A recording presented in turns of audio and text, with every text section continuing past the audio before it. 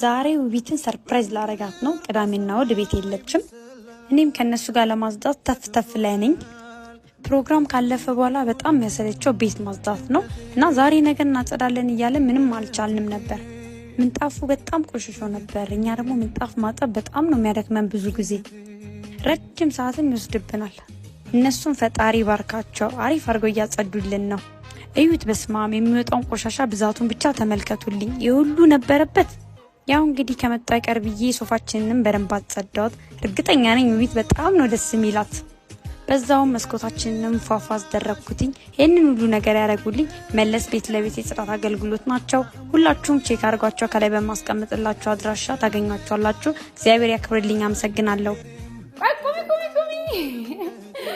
ነሽ ነው አሁን ነይ አሁን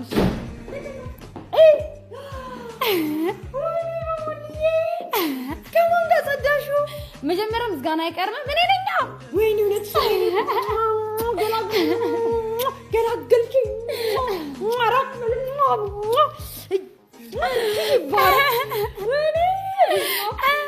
ገዝሽ ግን ልንገርሽ እንዴት እንዳጸዳሁት።